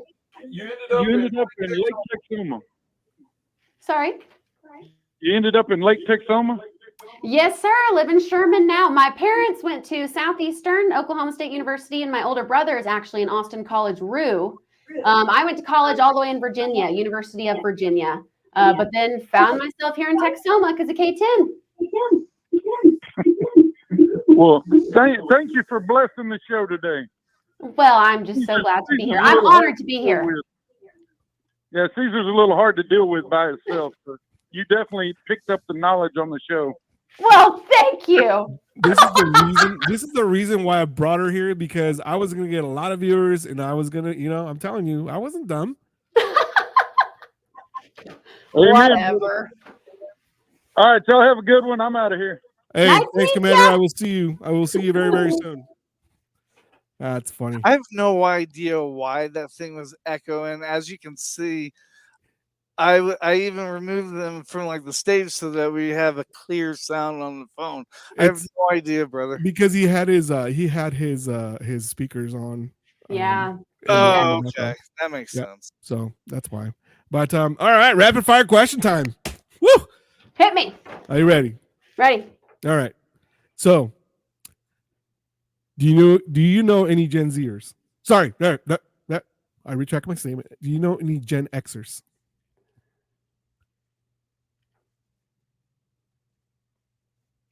Is that which generation is that? There's so many letters now. 1965 to 1979. Of course. All right. We have good skincare routine. Yeah, we're really tight. We're really good friends. I was gonna say I do know some Gen Zers, and I wish I didn't. Wow. That hurt. That hurt. Actually, it doesn't hurt because I really don't care. Yeah, they're the youngest ones. They're Gen Xers don't really care. We're like everybody says, oh, Gen Xers are the ones that are that really FAFO. We really are the FAFO. We came before the internet. We came before a bunch of other stuff, and now we're not the ones that actually want to cancel things. We just don't want to be involved in things like right. That. So it's yep. Yeah. And now that you have to you're making us get involved with dumb things like this because here we go. So yeah, exactly. Whatever, this is fun. New age of technology. Welcome. I know, right? That's one of the platforms that Lynn Toomer was actually saying. He's like, "Oh, we need to get more people involved in, technology. This is what we need to have." So it's cool. That's exactly what we need to do, because technology is really the way of the future, and that's how we, communicate. Because now we're live, and you're at the studio where you work, and I'm at my home office that it's super messy, and I got all my Star Wars stuff all over the place, and It looks like a pretty good home studio, though. It's actually my home office, because like right here, this is my workbench. So I have it actually is one of those that raises up. So I got my workstations here, and this is my workstation. This is my dump station. The mic is professional, though. The microphone is great. I made sure that I spent $75 on TikTok to get this mic, because it was on sale. That is something you don't hear much from Gen X, is I spent money on TikTok. Well, I'm a progressive TikTok or Gen Xer. You're breaking the mold. Yeah. Well, I have to adapt and overcome. I mean, that's the way we gotta, be living around the world here. So it's one of those things. So, all right. So second question, where did you go to school at? I'm talking about college. I went to University of Virginia in Charlottesville, Virginia, and I was a rising. So UVA is what it's called. They do weird. We don't say freshman, sophomore, junior, senior. We do first, second, third, and fourth year. So I was a rising second year whenever that Tiki Torch drama happened in 17? Wow. Yeah. So I was a student there when that happened, which was kind of the big, when people think Charlottesville, now is kind of what they think of, in the tiki torches and the downtown things. So, but that was also kind of when I got my start in journalism, which was pretty cool, just learning about stuff like that and being in the moment and seeing that, Were you a part of the college station there? Were you a part of the broadcasting station there? I was. I started as an intern. It was called CBS 19 News, actually a sister station of KTEN. But I was an intern there. And I worked for our school newspaper, the Cavalier Daily, and I also served tables at our local restaurant. I was grinding. Wow, that's great. So every story starts with, I was bussing tables, or I was waiting tables. So yes, listen, I served those tables. One time I was serving a table, and it was a nice restaurant because you had to make the nice tips at the high-end steakhouse. So what's up? So I have a challenge for you. Okay. So today is May 10th. Okay. May 10th. And every second Friday of the month at our local BFW, 2772 here in Sherman, we do steak night. And your boyfriend's going to be there. Fiance. Oh, I'm sorry, Mr. Fiance. Oh, Jim! Hi, welcome to the show. Jim's boyfriend. Sorry, I got to keep my roster all in order. Hey, yeah, exactly. I was like, hey, your roster's deep, because. Yes, my boyfriend Jim. Okay. That booked me. Here's my challenge. You said you waited tables. I am personally challenging you to come and serve tables for veterans, meaning that it doesn't have to be today, but it can be next month. Next month, in the second Friday of the month. Okay. If you want to come and serve and actually be a part of the community, you can actually serve. We normally donate about 50 to 65 steaks to the Clyde Cosper VA Hospital, to the Soldiers Village, and also the Commissary. So there's about 55 to 60 steaks that we actually give out, and we'll all be there, and then we always bring them to them, and then we always serve the veterans first before we actually serve anybody else. So I would love to be there. That sounds amazing. You heard it on the show. She is coming in June. Question, I will give you the date. Nope, no questions. Prepared how they like? Huh? Medium rare? Yeah, medium rare. Like some like it really well. Mr. Vaughn, actually, as a matter of fact, they take his and actually put her in a processor, and they'll break it down. Yeah, I mean, still steak. I mean, I guess. I love the guy, but he went like this and took out his teeth to give you a kiss. So I'm just kidding. I was like, I didn't catch that. He did? No, just kidding. But this guy, his story that I'm gonna put it actually on the website, on the YouTube channel. The story that you made about him, it was great. I love the fact that you had very good information. I wonder where you got that information from. That was very historical. And it talked about the chosen reservoir for the Marines. He was part of Korean during the Korean War, and he was part of the Frozen Chosen. And the survivors that actually were there call themselves the ones that survived called themselves the chosen few. So this man is 96 years old. He loves talking about the Korean War, like just about his time in the military, and how he loves coming to the VFW, how he loves coming in because he feels is like it's a brotherhood. It's just he feels safe. He feels like he does it. He just belongs. And the funny part about it is that every time we have our meeting, we have a gavel, so the commander hits the gavel. He just stands up like this. He's like, oh, woke me up from my nap. I love that, man. Yeah, it's fun. It's fun to watch. But I'm glad that you're going to be able to come and actually take that, because again, Memorial Day is actually coming up. So our next steak night is going to be after Memorial Day. Nice. But if you want to come out and actually be part of the Memorial Day, we are going to be placing flags on the cemetery, and we always go around with a bunch of flags. We actually place the flags. We removed the ones that were there from last year and put brand new flags for the any of the headstones that actually have veteran on there. So that'll be on May 25th, about 25th, is it? Is that a Saturday? The Saturday before Memorial Day, which is the 25th. Yeah. Yep. The 25th. So you can come, bring family and friends. We need as many people as we can, because it is a huge cemetery to actually look for. Yeah. And when we actually have found some graves there that are from Civil War.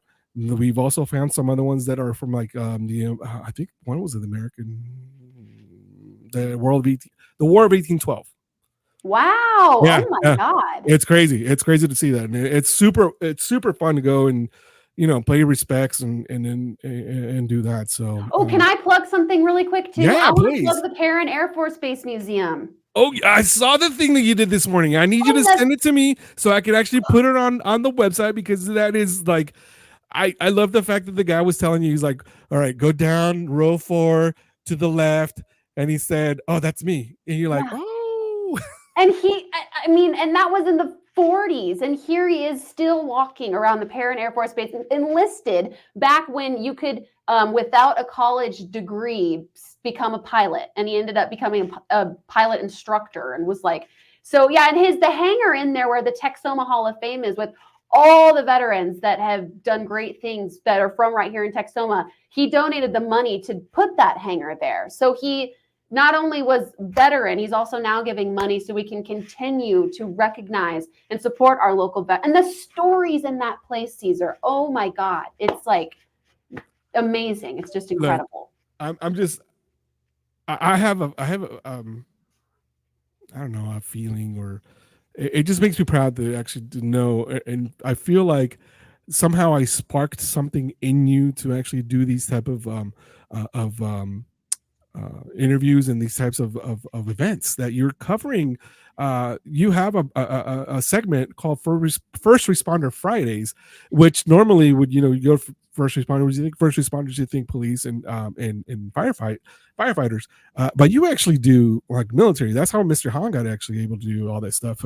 And I'm just so proud of the fact that you've taken it to the next level, where you've covered different things, and here in the Texoma area, people don't realize how much military history there is. And that's one of the things that I love about what I do, is because I'm kind of a history geek. Yeah. And me too. Yeah. I mean, going back to 1500s on your book. Right.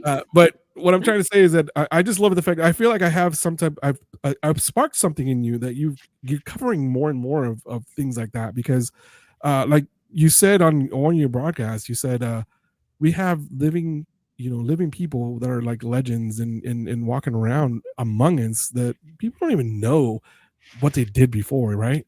Exactly. And it just amazes me. So I just feel like, like I did spark something in you, and you kind of went with it, and it's kind of cool to Oh, 100%. Well, and I also, it is, you think first responder, police, fire, but that, military answers the call. They really do. And, well, they not, are on the not front. everybody can answer that call.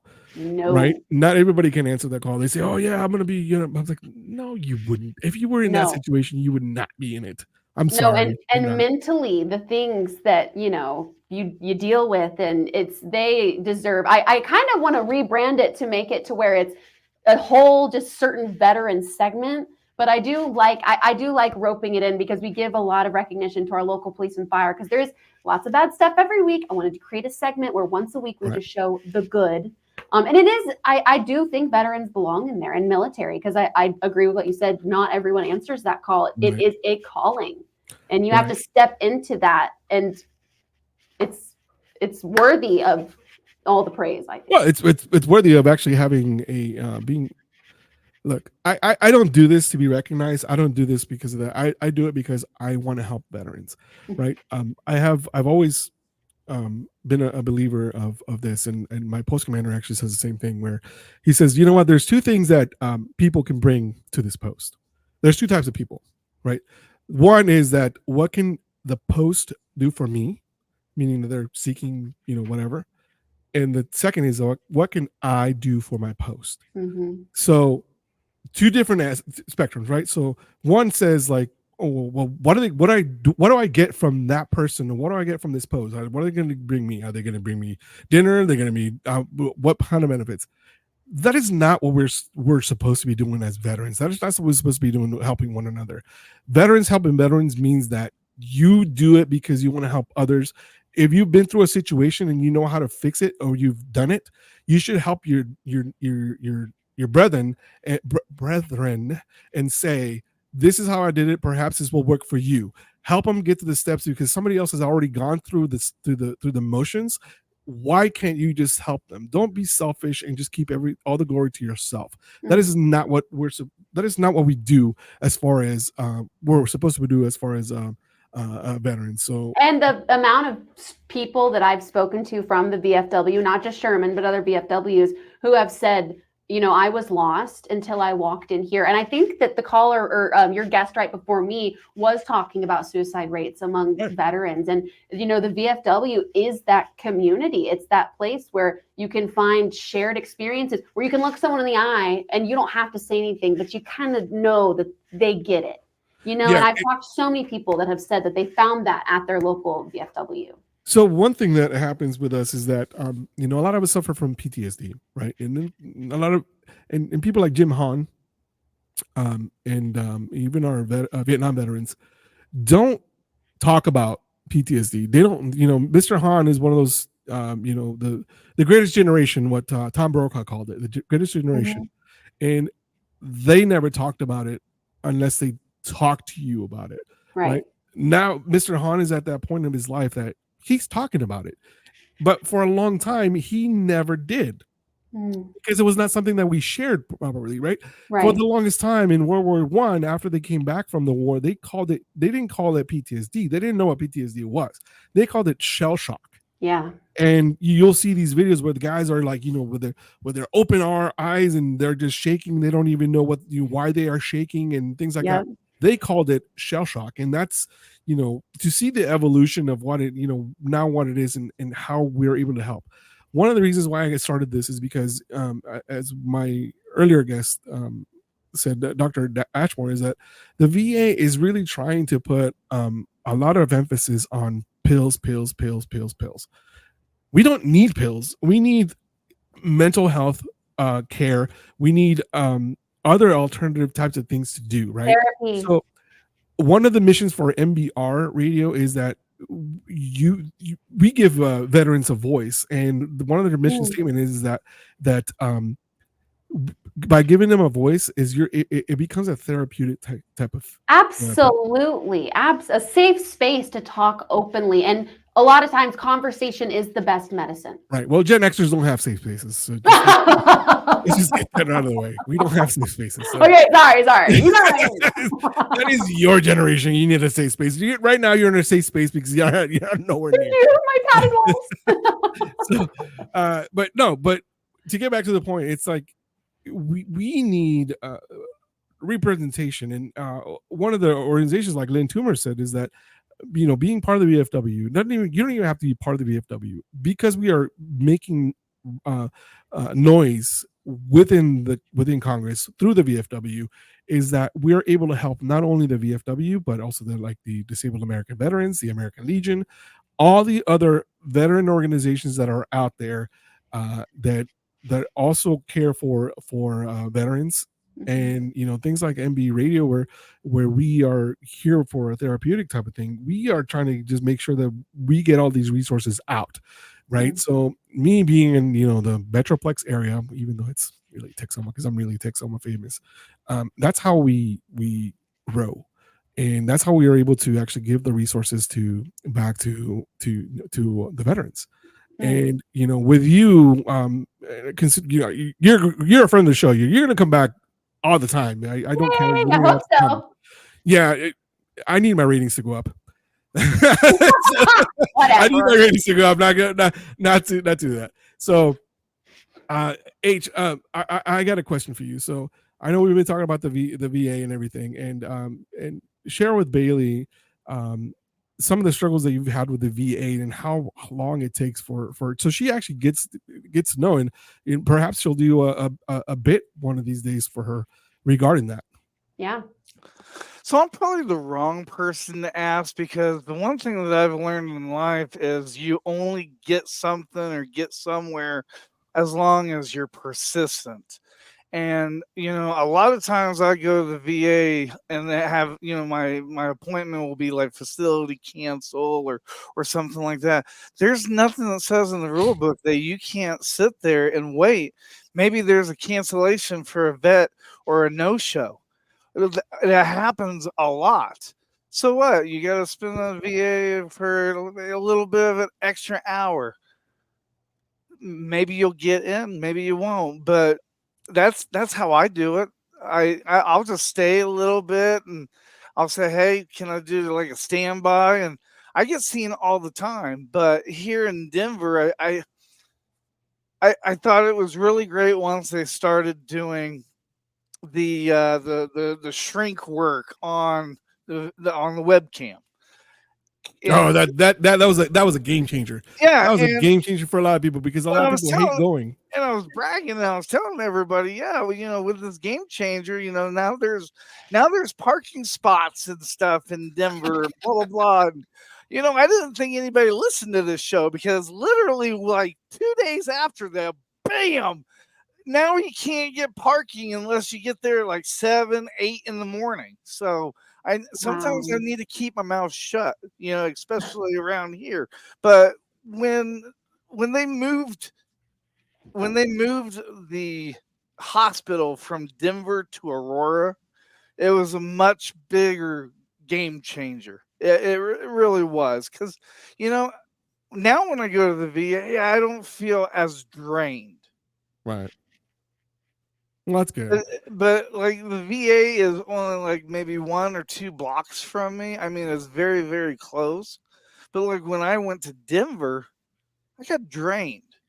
Because you gotta think, with our like PTSD and our issues with TBI and stuff like that, the normal person, maybe 4 or 5, get tired like driving. We get exhausted. Oh yeah. We get exhausted, especially when there is a wreck or something. And then, we're out of water or whatever. And then our mouth starts getting like cotton mouth dry. He starts getting like rabies. Oh, I need It's like, geez. But that's the reason why you have to leave at at Pacific times here in Colorado. That's crazy. But hey, Bailey, I can't thank you enough for coming on this show today. You are my favorite news anchor of all time. Don't tell Olivia that, please. Please don't tell Olivia that. You better have me back because I had a lot of. This was really cool. I really enjoyed this. The next time we do it, we are gonna do it. It'll still be live, and we'll do it from the VFW. Yes. I'll bring all my stuff over there. We'll do it from there, and we'll be that way. You'll have a mic right next to me, so the interaction will be a little bit different than what it is here. So it would be cool if we did Jim, you, me, and we had like 3 whole generations talking about something. That would be really cool. Yeah. You don't want anything. I can make that happen. Listen, you just tell me what time to show up, and I'll be there. How about that? Hey, I think I know a camera guy. I think I do too. That's awesome. So Bailey, thank you so much for joining me. I love the fact that you were able to make your day around this interview. So thank you so much for coming in, and I appreciate it. Thank you so much for everything you do for us, and thank you for doing the bit on Mr. Hahn and for Parent Air Force Base. That was super awesome. You're a friend of the show. You can come back anytime. You got my number. You know where to reach me at, and if not, you have the number for the show. Need a beer. Call. And I will see you. Well, Caesar, thank you for having me, and thanks for doing this and raising awareness and talking about issues that matter to veterans and military. It's really cool what you are doing. So thank you for being you. I appreciate it. Well, I'm just a dumb jock with a mic and a voice. Whatever. My favorite disgruntled veteran. Yes. So I will see you hopefully at the cemetery on May 25th. If I don't, then I will see you for sure serving tables, just like the old days, over at the VFW 2772 on steak night, the second Friday of the month. So, Bailey, thank you. Thank you so much for having me, sir. I'm going to see you very soon. Yes, ma'am. Thank you so much. H, let's go ahead and take a little break. We'll come back with our rapid fire send off because I'm probably already out of time anyway. So let's take a break. Come back. Bye, Bailey. Thank you. Bye.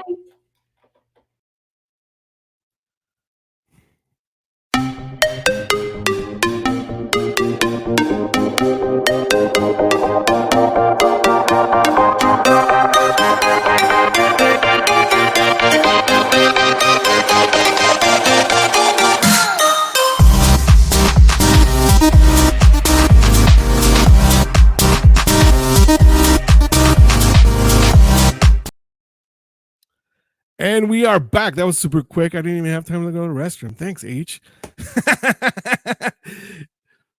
Did it cut off early? I thought. Yeah, apparently, man. It's all good, man. You know, I was a good thing I didn't go anywhere because I was about to go. Tonight. We was way off. All right. Dude, it's been one of those days, man. It's Friday, you know. That's the reason why I chose Friday, because everybody is going to be laxed on Friday because they're getting ready to go. They're getting ready to go, party for the weekend and do whatever else. So it'd be cool. But everybody, thank you so much to MB Radio for picking up this podcast. This was a super, super cool thing, and I can't thank you enough, H, for believing in me in the show. I was. I'm not gonna lie to you. I was a little apprehensive, a little nervous as to how it was gonna turn out. We started out with a little technically difficulties, and that's probably because of me. But I love the fact that you were there to save the day. So thank you for what you do. Thank you for believing in me in this show. So I have a couple of thoughts. So remember, you are gonna be your own advocate for this. Anything that you do with the VA, you are your own advocate. If you don't advocate for yourself, nobody's going to do it for you. I am so grateful that I have a very good support system here that allows me to that I take with me. I take my wife with me all the time, and because of her, I'm able to get certain things out of the VA. Not in a bad way. I'm just saying that I'm able to speak my mind, because when I get frustrated, I shut down and don't say anything. And she is not. She's the opposite of me. When she's frustrated, she'll let you know that something needs to happen. Having a good support system is great. But if you're not your own advocate for your own health and your own mental health issues, for anything that's going on with you, you're doing yourself a disservice. So seek the help. We are here to help anytime you guys want to. We are here. I'm going to be on the show every Friday from noon to noon Eastern, 12 noon Eastern to 2 p.m. Eastern. I'll be here. You guys can call in. Thank you guys so much for joining me. H, I will see you very soon off the air. And everyone, thanks for joining me on my very first premiere here on the MBR Radio. This is with the Battle Rhythm Podcast. I will see you on the next one.